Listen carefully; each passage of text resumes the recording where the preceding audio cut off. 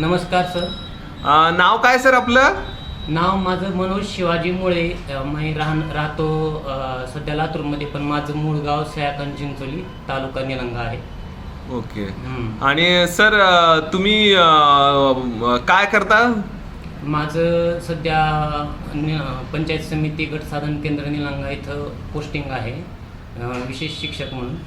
आणि मी स्वतः दिव्यांग आहे आणि दिव्यांग मुलांसाठी काम करतो सध्या पानचिंचोली केंद्राअंतर्गत. जे दिव्यांग मुलं असतात त्या मुलांसाठी मी सध्या काम करतो. Okay okay sir. आणि वय किती आहे तुमची? माझं सध्या वय आहे 35. Okay okay sir. तुम्हाला प्रणव निसर्गोपचार योग केंद्राबद्दल कसं माहिती मिळाली? मला या निसर्गोपचार केंद्राची माहिती एका शिबिरामध्ये मिळाली. त्या शिबिरामध्ये सरांची ओळख झाली.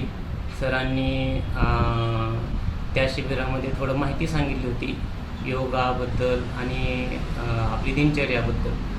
त्यामधून मला या शिबिराची म्हणजे या निसर्गोपचार केंद्राची माहिती मिळाली होती.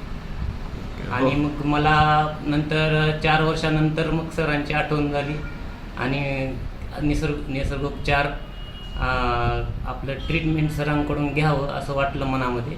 आणि मग खूप छान 10 दिवस खूप छान कसे गेले काहीच समजलं नाही. आणि आता सध्या तरी एकदम फ्रेश वाटत आहे. इथं आलात तेव्हा काय त्रास होता तर तुम्हाला? तुमच्या काही शारीरिक काय समस्या होत्या त्याच्याबद्दल थोडंसं सांगू शकाल? शरीरामध्ये खूप इम्बॅलन्स होतं. पोटामध्ये खूप त्रास होता आणि खूप असं म्हणजे अस्वस्थ वाटत होतं. Okay okay. विकनेस वगैरे होता हातात? हां, विकनेस खूप पायामध्ये आणि हातामध्ये विकनेस. ओके चालतंय. आता ह्या 10 दिवसामध्ये तुम्हाला रिजनरेट वाटतंय? कसं वाटतंय? फ्रेश वाटतंय? आता खूप पहिल्या दिवसात आणि आत्ताच्या दिवसामध्ये खूप फरक आहे. खूप छान वाटत आहे. रेग्युलर तुमचं झोप बाकीच्या सगळ्या गोष्टी काही कॉन्सन्ट्रेशन कामामध्ये उत्साह वाटतोय? आता उत्साह एकदम उत्साह वाटतो. आणि स्वतःला आता फिट आहे एकदम मस्त फिट आहे. ओके. आहाराचं ह्या 8-10 दिवसामध्ये कसं ठेवलं? काय शेड्यूल ठेवलं? आहाराचं सकाळी ड्रायफ्रुट्स, फळ फ्रुट्स, पुन्हा सरांनी सांगितल्यासारखं एक म्हणजे फुलक्या टाईप हे होते रोटी. आणि नंतर संध्याकाळी दलिया वगैरे असं घेतला एकदम मस्त.